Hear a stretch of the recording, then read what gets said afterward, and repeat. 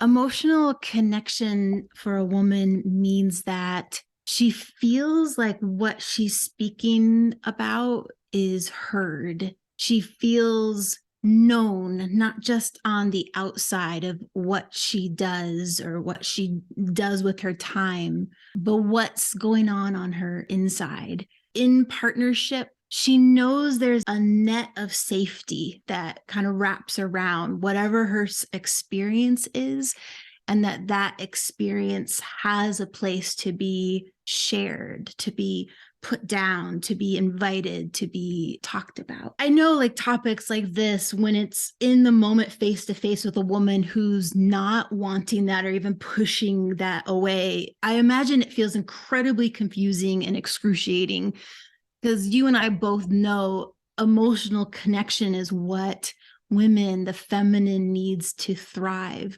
So signals or symbols that she is wanting to invite that, even after a period of pushing away, sometimes can be as small as you just catch her looking at you, her watching you. It's almost like she's taking you in with some curiosity and wondering what you're going to say next.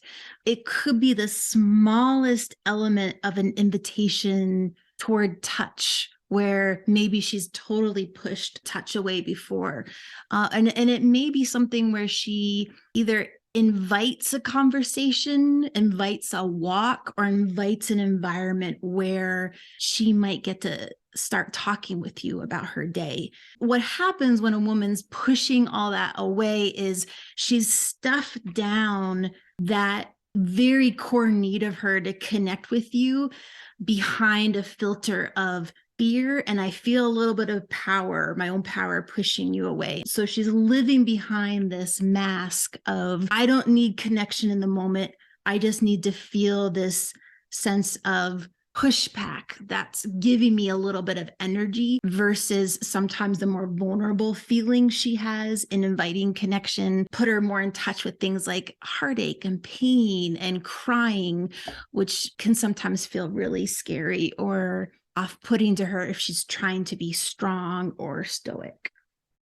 She could go on for a really long time, especially if she's never really dove into her own identity or that feeling of, I can do things for myself. She could get a lot of energy from that.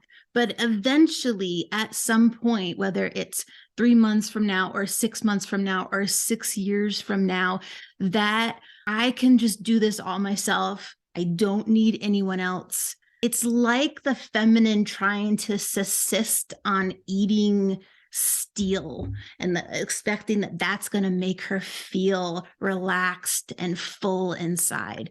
And eventually she's going to need like real sustenance of connection to someone else, sharing story, or some sort of emotional rise and fall in relationship to feel like she is alive and is happy and fulfilled and not just on this treadmill of life. Yes, is like her sense of purpose a good thing? Absolutely. But again, let's say the feminine loves to live in a world where there's color. And when it becomes all this false pretense of I'm my own masculine all the time, the world starts feeling like shades of gray to her, and she could get really, really depressed, have a lot of like health issues, be really, really exhausted, or just trying to find a sense of life and fulfillment in ways that band-aid, like buying clothes, trying to buy things, and it never fulfills the hunger. It's a